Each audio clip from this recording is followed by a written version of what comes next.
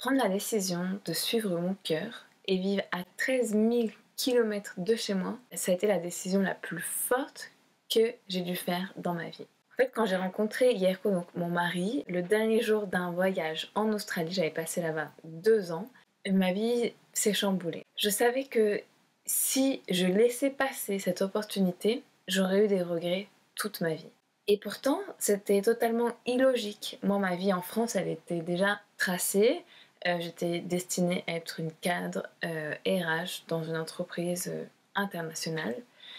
Et j'ai pourtant décidé de repartir de zéro et chercher mon bonheur dans un autre endroit. Donc je vous raconte mon histoire et comment j'ai décidé de faire confiance à mon cœur et comment est-ce que je vis ma vie d'expatriée dans ce podcast. Bienvenue dans le podcast Femme Leader, le podcast pour te réinventer et devenir une leader confiante, inspirante et impactante. Hello, je suis Lucie, entrepreneuse, coach en leadership féminin et thérapeute. J'aide les femmes ambitieuses, les coachs et les entrepreneurs à se reconnecter à elles, reprendre leur pouvoir intérieur, s'affirmer et prendre leur place. En 2017, j'ai tout quitté. Je suis partie vivre au Chili par amour et aussi pour me reconnecter avec mon être intérieur, qui je suis vraiment. J'ai donc vécu un long processus d'introspection à la recherche du bonheur, de ma mission de vie et de mon succès. J'ai donné naissance à mon premier business en espagnol dans le domaine de l'image, du bien-être et du coaching. Et aujourd'hui, j'aimerais partager avec toi tout ce que j'ai appris dans cette merveilleuse aventure. Dans ce podcast et dans mes programmes, je te coach pour devenir une femme confiante, inspirante et successful qui impacte les autres grâce à sa lumière intérieure et sa communication. Tu peux dès maintenant télécharger le guide gratuit « Les 4 secrets du leadership féminin » pour commencer à transformer ta vie. Alors prépare-toi pour cette nouvelle aventure que l'on commence ensemble. Hello, bonjour à toutes, comment est-ce que vous allez cette semaine? Aujourd'hui, j'ai décidé de vous parler de la décision que j'ai faite en 2016, celle de partir vivre au Chili, dans un village perdu sur la côte du Pacifique au Chili, et tout ceci par amour. Alors cette décision, ça m'a demandé vraiment beaucoup de courage, de confiance en moi, de confiance en mon partenaire, en la relation qu'on avait, mais aussi faire confiance en la vie. Aussi, j'ai eu besoin de designer une autre manière de penser pour relever ce défi et être heureuse dans ma vie.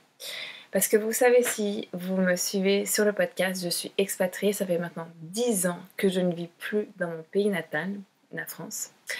Et aujourd'hui, j'ai envie de vous raconter mon histoire et mon expérience d'expatriée.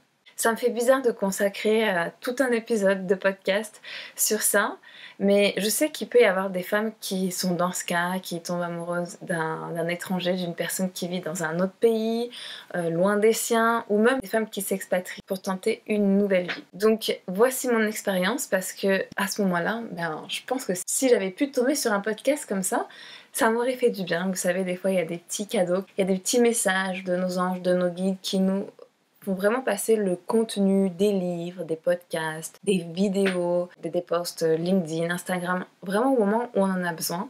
Et donc peut-être que ce podcast, ça va jouer un peu cet effet. Et d'ailleurs, pour info aussi, ce podcast, il est un peu spécial parce qu'en fait, ce podcast, je l'ai écrit il y a un peu plus de 6 mois. Juste avant d'aller en France, en fait, ça m'a inspiré pour le publier en espagnol. Ça allait être sûrement le dernier podcast d'ailleurs en espagnol. Mais je suis partie en France et en fait, du coup, je l'ai jamais publié. Donc ce podcast, il était prêt pour être publié, mais je l'ai jamais publié. Donc ça me donne aussi un petit sens de je sais pas trop comment va réagir le marché, mon audience, on verra tout ça. Quand je rentre en France en tant qu'expatriée, c'est toujours une roue émotionnelle, il y a beaucoup d'émotions qui se passent. Donc déjà c'est laisser hier quoi un moment, mes animaux, ma vie ici, ma famille ici, mais aussi super excitée de profiter des vacances en France avec tout le monde là-bas, ma famille, mes proches, la nourriture, et je sais que je vais kiffer là-bas. Et ensuite, il va falloir que je les relaisse pour partir vivre au Chili. Donc ça fait vraiment beaucoup d'émotions, c'est un voyage pour moi très émotif, cette double séparation des personnes très chères à mon cœur, et se réhabituer aux habitudes de chaque pays, c'est très lourd émotionnellement. Et c'est ce qui se passe à chaque fois que je rentre, que je quitte la France. Il y a presque maintenant 10 ans, ça fait 10 ans que je suis partie de la France parce qu'avant j'habitais en Australie. Et franchement, à vous dire vrai, cette expatriation, elle n'était pas du tout planifiée. Moi, petite, j'avais pas imaginé vivre ailleurs. Je pensais avoir une maison en France, être cadre dans une grande entreprise. Mais la vie, elle en a décidé autrement pour moi. Enfin, c'est surtout mon cœur qui en a décidé autrement pour moi. Cette décision, ça n'a pas du tout été facile à prendre. Et même encore aujourd'hui, je me demande des fois si j'ai pris la bonne décision. Mais la seule chose que je sais, c'est que je ne pourrais pas revenir à ma vie d'avant. Donc salarié, seul, en mode robot pour rentrer dans les cases de la société et vivre en France, sûrement dans une grande ville. Donc voilà, un dilemme que j'avais au moment où j'ai écrit ce podcast, et je me suis dit que ça pourrait vous intéresser, surtout si vous avez ce rêve de partir de votre pays en voyage, par amour, pour s'installer ailleurs, ou même pour s'installer pour votre travail, votre carrière, ou pour vivre votre rêve d'être digital nomade et d'être libre dans le monde, de pouvoir travailler n'importe où dans le monde. Donc pourquoi est-ce que je suis partie vivre au Chili? Je vais commencer par le podcast pour vous raconter un peu pourquoi je suis partie vivre ailleurs. Moi, en 2024, j'ai fini mon master RH, je mets fin à une relation toxique de 7 ans et je décide de partir en Australie avec une copine. Je suis partie là-bas principalement pour apprendre l'anglais. Donc j'ai voyagé là-bas, j'ai rencontré plein de monde, c'était vraiment la plus belle expérience de ma vie. J'ai appris à parler anglais, j'ai profité, j'ai travaillé un peu aussi et j'ai vraiment connu une nouvelle culture et expérimenté de nouvelles aventures. Ensuite, mon plan c'était de rentrer en France et me focus sur ma carrière en RH. J'étais ok pour vivre dans un autre pays, mais focus sur ma carrière. Moi, ce que je voulais, c'était de l'argent, de la responsabilité, du pouvoir, du leadership. Mais franchement, ce retour à la réalité en France, c'était pas facile du tout. Et il y a eu un petit peu un chamboulement de plans. Je rencontre Yerko quelques heures avant de prendre l'avion et je pars définitivement avec lui en Australie. Il y a une sorte de coup de foudre. Après que je parte, on parle tout le temps par Messenger, et mon retour en France, ça se passe pas vraiment comme prévu. Je suis déprimée, je suis couchée pendant 2 semaines, je ne veux voir personne, une sorte de descente aux enfers. Je me rappelle d'ailleurs que mon père a dû prendre un jour de congé pour m'accompagner à la banque parce que je me sentais incapable de le faire par moi-même. Et donc avec Yerko, on continue à parler et puis on dit qu'on devrait se retrouver quelque part dans le monde pour voir ce qui se passe. Parce qu'il y avait vraiment une sorte d'attraction. Et lui était encore en Australie, donc on décide d'aller quelques semaines au Chili. Moi j'étais contente, ça c'est un nouveau pays à connaître, et voilà. Je tombe vraiment amoureuse et impossible d'imaginer un futur sans lui. Donc du coup, il fallait prendre des décisions rapidement. Qu'est-ce qu'on fait? Lui pouvait venir en France, mais c'était compliqué parce que voilà, j'aurais dû m'occuper de lui, trouver un appart, meubler. Ça allait être vraiment une grosse responsabilité pour moi de tout recommencer en France pour 2, et je me sentais pas capable. J'avais déjà du mal à me gérer, donc vraiment gérer une autre personne c'était pas possible. Ou alors l'autre option, c'était de venir vivre chez lui. Lui il avait un job et une possibilité de carrière pour travailler dans la société de son père en real estate.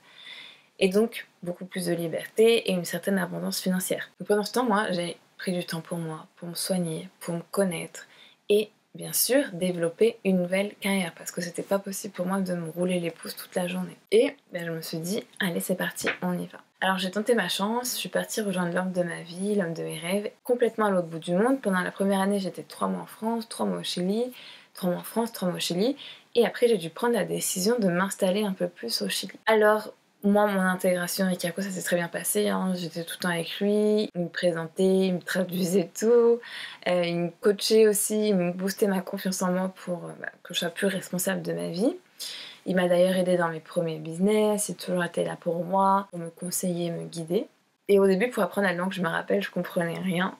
Mais après, j'ai décidé à me mettre clairement à parler espagnol. Je commençais à regarder des vidéos, des séries avec les sous-titres en espagnol. Et petit à petit, ça a commencé en fait à s'améliorer. Et au bout de 6 mois, je comprenais tout. Et au bout d'1 an, je parlais couramment la langue. De toute façon, pour moi, la meilleure manière d'apprendre une langue, c'est vraiment d'être sur le terrain. Et vraiment, moi, je suis fière de vivre cette expérience parce que vivre loin de chez toi et aller très loin, c'est vraiment un outil, un élément de développement personnel. Je vais vous en parler plus tard, mais surtout, ce qui s'est passé, c'est qu'être ici, ça m'a permis de me développer personnellement, spirituellement, avoir la liberté de travailler sur mes rêves, ma mission de vie et avoir plus de temps pour moi, gérer mes émotions et me rééquilibrer, réaligner à qui je suis vraiment. Je pense que si j'avais été restée en France, j'aurais jamais commencé à entreprendre de mes passions, j'aurais jamais été entrepreneur, parce que mon entourage, ma vie là-bas, ça ne me poussait pas dans ce sens. Alors, vivre au Chili, ici, ça m'a vraiment permis à consolider, savoir qui je suis. J'ai eu la chance de pouvoir recommencer de zéro dans des bonnes conditions et surtout avoir le temps d'apprendre à me connaître et savoir ce que j'étais venue faire ici, quelle était ma vraie mission, mon don, sans les voix un peu limitantes des conditionnements que j'avais eus de ma famille, de la société, de mon entourage là-bas en fait. Donc ça fait 7 ans que j'ai posé mon pied au Chili pour la première fois et je te partage maintenant mon bilan. Je vais commencer par la partie difficile et je vais être franche. Moi, j'aurais pas pensé que ça aurait été aussi difficile, que la distance avec mes proches et ma culture allait autant me peser. Mais je trouve que ça pèse au fur et à mesure des années. Parce que je pensais pas que j'allais rester aussi longtemps. Au début, j'avais dit 3 ans et finalement, on est très bien ici pour l'instant. Dans notre routine, dans ce qu'on fait, dans la liberté que ça nous donne, on est très bien ici, ça nous permet vraiment de travailler sur nos carrières, nos business. Et ce qui est difficile d'être loin, surtout qu'entre la France et le Chili, c'est vraiment l'opposé, donc c'est vraiment loin.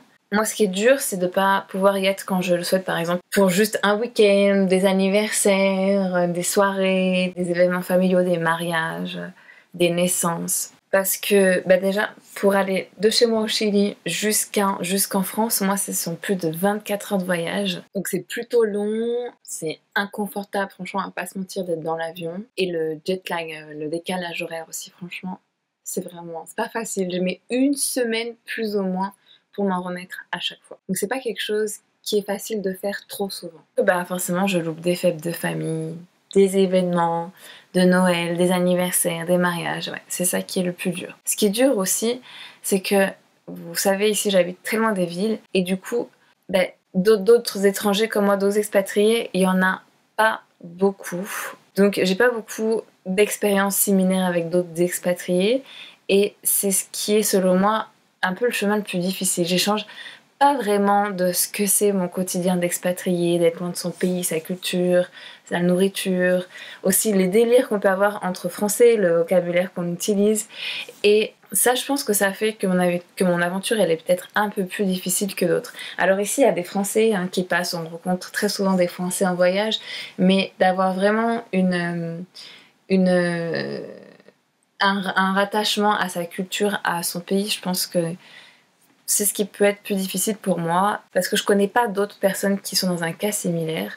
Et ouais, peut-être que des fois j'aimerais en parler avec d'autres personnes qui sont dans le même cas ou même avec des gens de ma nation qui ont en fait ma culture. Donc c'est comme tout dans la vie, il y a des pour, il y a des contre, partir de zéro, se faire un nouveau cercle, des nouveaux contacts, un nouveau travail, des nouvelles habitudes, parfois même apprendre de nouvelles langues. C'est en fait se réhabituer, se reconditionner quasiment de nouveau à une culture différente, faire de nouvelles activités. Et du coup, quand on n'est pas accompagné, on peut se sentir très seul. Et maintenant que voilà, j'ai parlé des côtés plus difficiles, je vais vous parler maintenant des côtés positifs. Donc je peux ajouter ici beaucoup d'autres choses. Et si vous avez l'occasion de vous expatrier ou immigrer ailleurs, personnellement, moi je vous conseillerais toujours. Pourquoi ? Parce que c'est une expérience qui apporte vraiment beaucoup de richesse, une ouverture d'esprit. C'est vraiment connaître de nouvelles cultures, apprendre de nouvelles langues, des nouvelles façons de vivre sa vie, même de cuisiner, de prendre soin de soi. Et surtout, ça te permet vraiment d'être forte, d'être plus résiliente parce que tu es loin de ta zone de confort. Et donc tu dois apprendre à te connaître et avoir confiance en toi pour te dépasser et vaincre les défis de la vie. En fait, ça va te donner confiance en toi. Moi, je sens que tout ce que j'ai vécu dans mes pays à l'expatrié, c'est comme si j'avais fait d'avoir vécu 10 vies. J'ai plein d'expériences à raconter, j'étudie le monde en fait, les cultures. Et je trouve ça super intéressant. Et je pense que je vois la vie vraiment, j'ai vraiment une façon de voir la vie différente des autres. Et le simple fait d'être étrangère aussi, c'est simple parce que j'attire toujours l'attention. Donc les gens, ils veulent plus me connaître, je fais plus de rencontres, ils veulent connaître mon histoire, je les inspire, ils me trouvent courageuse, ils me lancent des fleurs, voilà. Je fais très souvent des belles rencontres et justement, je pense que le fait que je sois étrangère, ça attire un peu plus l'attention. Donc quand je suis en France aussi, c'est pareil, hein, j'attire l'attention, les gens ils ont plein de questions sur moi, ils sont heureux d'être avec moi, c'est comme si je les faisais voyager un petit peu au Chili. Je trouve que je raconte des histoires intéressantes et ça leur donne envie de me connaître. Parce que c'est quelque chose qu'on voit pas toujours, c'est comme un petit vent exotique. Et donc clairement, si tu as un business, si tu veux créer ton personal branding, vendre tes services, vivre ailleurs ou avoir vécu ailleurs, c'est toujours un plus sur ta personnalité. Ça valorise, ça montre que tu es courageux, c'est ce qui te différencie des autres et les inspire. Donc vraiment montre cet environnement qu'il y a autour de toi, explique un peu les différences qu'il y a dans ta culture, sur comment tu penses, comment tu aurais pensé avant, comment est-ce que tu penses maintenant. Exprime ce fait que tu vis ailleurs, tu vas voir que ça va vraiment permettre à ton audience de connecter avec toi et d'en savoir un peu plus sur toi. Parce que c'est pas tellement courant. J'ai dit, être loin du conditionnement mental qu'on a de sa famille, de la société, de l'environnement dans lequel on est. Quand on est loin de ça, et ben ça fait du bien, ça permet de relâcher les choses que tu te rends compte qui ne sont pas pour toi. Au Chili ou même en Amérique en général, sur le continent américain, j'ai remarqué que l'entrepreneuriat c'est très répandu. Les gens ici qui réussissent, ce sont des entrepreneurs. Et c'est, j'en ai déjà parlé, une mentalité totalement